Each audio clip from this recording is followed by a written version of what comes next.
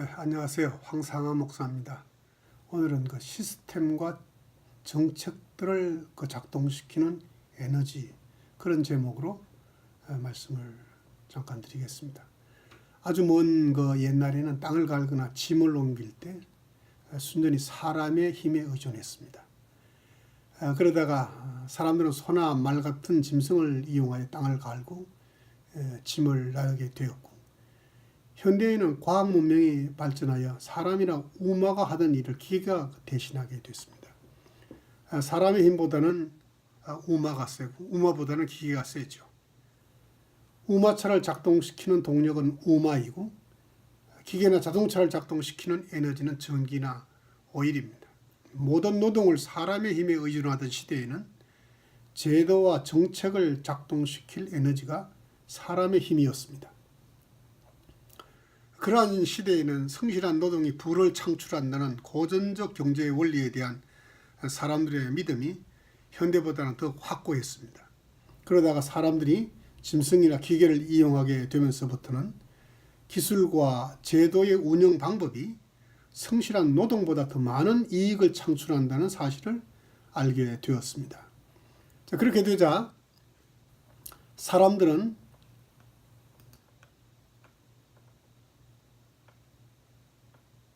새로운 기술과 제도와 정책들을 개발하는 데 집중하게 되었습니다.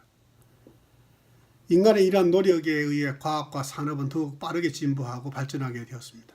과학 문명이 고도로 발전한 시대에도 성실한 노동이 부를 창출한다는 고전적 경제 원리가 작동하지 않는 것은 아니지만, 성실한 노동의 개념이 과거처럼 단순하지 않고 아주 다원화됐습니다. 옛날에는 땅을 갈고 무거운 짐을 나르는 등 순전히 사람의 힘으로 하는 것만이 노동이었지만, 지금은 책상에 앉아 공부하는 것도 노동이고, 연구실이나 실험실에서 연구하고 실험하는 것도 노동이죠. 그림을 그리거나 노래하거나 시를 짓거나 글을 쓰는 것도 노동입니다. 이러한 지적 노동이나 정신적 노동이 경제적 이익을 창출하기 위한 수단으로 사용될 때는 반드시 사전에 돈을 지불하고 그것을 사는 사람들이 얼마나 있는가 하는 것을 조사해 보아야 합니다.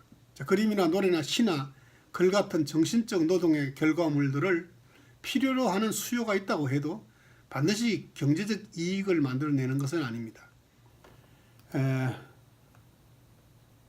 그것들을 사람들이 좋아해야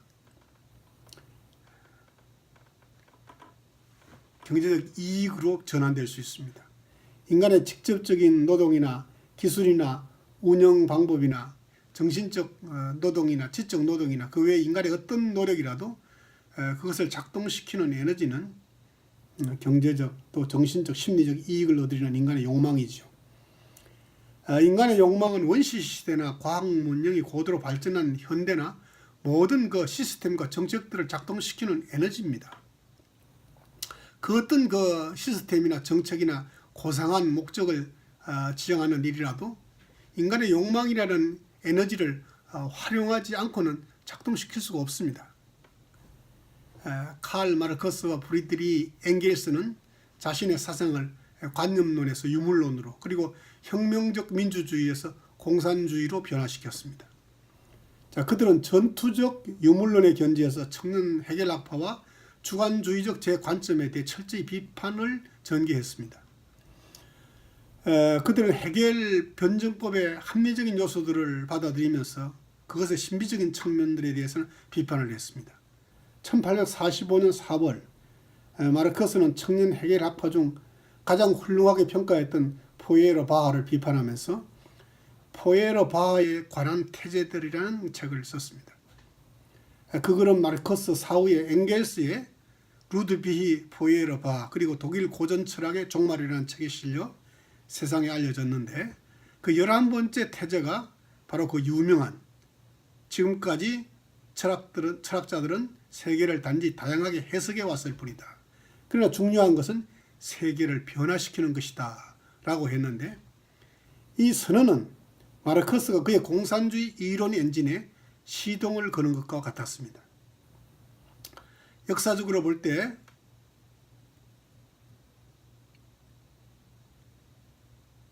사람들은 언제나 인간 스스로가 발명한 제도와 사상과 철학들이 발생시키는 문제들을 해결하기에 역부족적 상황에 직면하였습니다.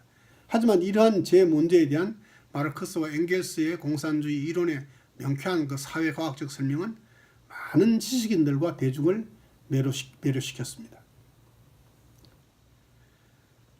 마르크스와 엥겔스의 인간과 역사에 대한 사회과학적 설명과 이상은 많은 사람들에게 유토피아가 눈앞에 다가왔다는 환상적인 꿈을 꾸게 하였습니다. 희랍적 영향으로 서구인들은 이론과 논리와 과학에 길들여져 있어서 합리적이고 과학적인 설명에 쉽게 설득되는 경향이 있습니다.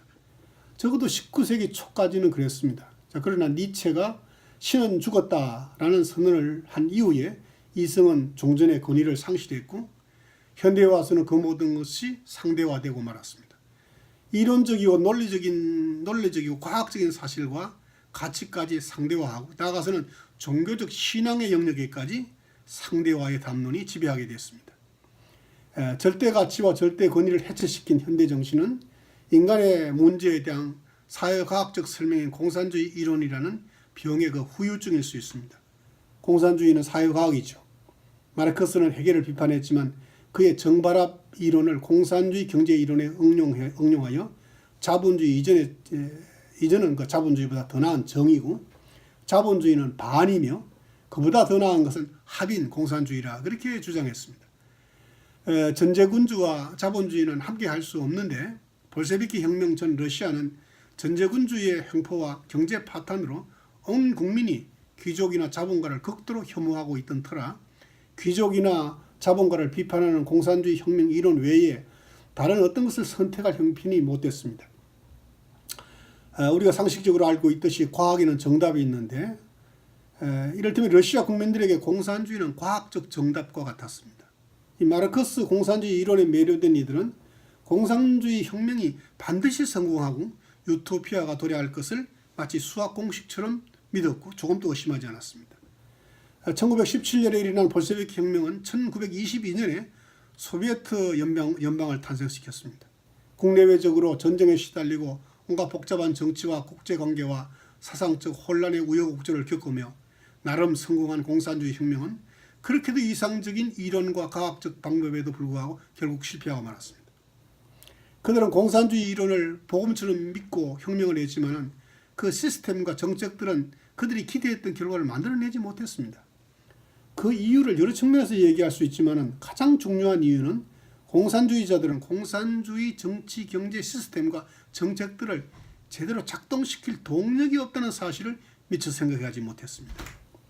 개인이나 집단의 이익을 위한 모든 활동의 동력은 인간으로부터 나옵니다. 인간 활동의 동력을 세 가지로 분류하여 말할 수 있습니다. 첫 번째 인간 활동의 동력은 이기적 욕망입니다. 인간이 이룩한 문명은 거의 인간의 이기적 욕망이라는 동력에 의해서 이룩된 것입니다. 이 이기적 욕망을 부정적으로만 생각할 필요는 없습니다. 이기적 욕망은 인간의 생존에 필요 불가결한 요소입니다. 모든 생명체에게는 생존을 위한 이기적 욕망이 있습니다. 이 이기적 욕망은 하나님께서 주신 일반 은총에 속합니다. 씨를 뿌리는 자는 100배의 결실을 기대하고 소나 양을 기르는 목축업자는 고기와 틀과 가죽과 젖을 얻기 위해 수고하죠. 장사하는 사람은 이익을 얻기 위해서 노력을 하고 기업을 경영하는 사람은 더 많은 돈을 벌기 위해서 하는 거 아니겠습니까?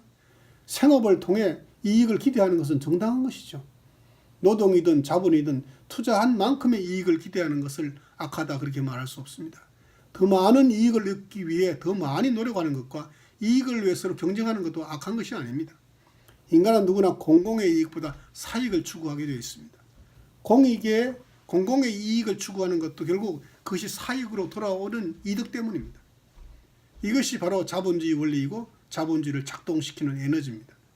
공산주의는 사익을 추구하는 욕망을 악하게 생각하고 통제하지 않았습니까? 이것은 공산주의 시스템과 정책이 작동하게 하는 에너지원을 처음부터 틀어막아 놓은 것과 같습니다.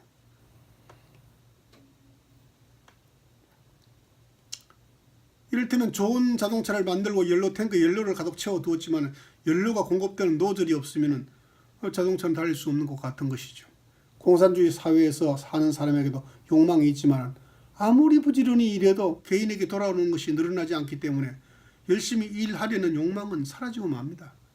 그 결과 공산주의 사회에서는 모든 사람들이 일하기 싫어하게 되고 그 결과 필연적으로 가난하게 되고 마는 것입니다. 일하기 싫어서 일하지 않으면 이익이 창출되지 않기 때문에 국가가 나눠줄 빵이 턱없이 부족하게 되고 맙니다. 자원이 아무리 풍부해도 일하기 싫어하면 가난하게 될 수밖에 없습니다. 사회주의도 공산주의와 비슷하기 때문에 공산주의처럼 가난하게 될 수밖에 없습니다. 대한민국은 자본주의, 자유시장 경제를 표방하는 나라지만 지금의 정부 경제 정책은 사회주의 경제 정책에는 다름이 없습니다. 이러한 정책은 결국 온 국민을 일하기 싫어하는 국민으로 만들게 될 것이고 그 결과 북한이나 남미의 어느 나라처럼 위험하게 될 것입니다. 인간의 사익 추구 욕망을 악하게 보고 억제하는 시스템과 정책은 동력 공급원을 차단하여 경제를 급격히 무너지게 할 것입니다. 정부가 나누어주는 것을 좋아하는 국민은 냄비 속의 개구리처럼 국가가 가난하게 되는 것을 느끼지 못하다가 결국 개인까지 가난하게 되고 맙니다. 두 번째 인간 활동의 동력은 윤리입니다. 윤리에도 사회윤리가 있지만 원칙적으로 윤리는 개인적이죠. 윤리란 한마디로 다른 사람에게 좋게 하는 것이라고 할 수 있는데 개인은 철저하게 자신을 희생하면서 남을 위하여 살 수도 있지만 집단은 그렇게 하기가 쉽지 않습니다. 왜냐하면 집단은 개인보다 훨씬 더 이기적이기 때문입니다. 모든 집단은 이기주의지만 자본주의는 생산적 이기주의고 공산주의는 사회주의는 비생산적 이기주의입니다. 집단은 이기적일 수밖에 없지만 비생산적 이기주의가 되지 않도록 해야 합니다. 또 하나 우리가 유념해야 하는 것은 개인은 다른 사람이나 공익을 위해 자신을 희생해도 사회의 이익이 되지만 집단이 개인이나 다른 집단을 위해 자신을 희생하는 것은 공익을 해칠 가능성이 높습니다. 따라서 집단이 개인이나 다른 집단에게 이익이 되게 하는 것은 철저하게 법과 질서를 지키는 것이 최선입니다. 집단은 법과 질서를 지키는 것으로 공공의 이익을 도모해야 하는 것이 이상적이고 개인은 자신을 희생하며 이타적으로 행동하는 것이 이상적입니다. 하지만 이타적으로 행동하는 개인은 지극히 소수에 불과하죠. 그리스도인들은 이타적 개인이 되어야 합니다. 이타적 개인이 많아지면 집단의 이기적 폐해를 줄일 수 있습니다. 세 번째 인간 활동의 동력은 구원에 대한 감사와 하나님의 뜻에 대한 순종입니다. 이는 기독교인에게만 있는 것이죠. 이 동력은 공산주의나 사회주의 안에서도 작동할 수 있는 에너지입니다. 참 기독교인의 모든 활동은 구원에 대한 감사와 하나님의 뜻에 대한 순종이 에너지입니다. 감사는 자원함으로 실행하는 에너지고 순종은 희생과 고통이 따르더라도 실행하는 에너지입니다. 그리스도인은 공산주의나 사회주의는 지향해야 하고 자유주의와 자본주의는 지향해야 하되 자유주의와 자본주의의 약점은 그리스도인들이 구원에 대한 감사와 하나님의 뜻에 대한 순종의 동력으로 보완해야 합니다. 그리스도인들이 많은 나라에 정치적 부정이나 경제적 실책이 많은 것은 그리스도인들이 감사와 순종의 에너지를 활용하지 않기 때문입니다. 감사와 순종은 불완전한 시스템과 정책이라도 이익 창출을 극대화시키는 최고의 에너지입니다. 눈가림만 하여 사람을 기쁘게 하는 자처럼 하지 말고 그리스도의 종들처럼 마음으로 하나님의 뜻을 행하고 기쁜 마음으로 섬기기를 죽게 하더라도 사람들에게 하더라 하지 말라.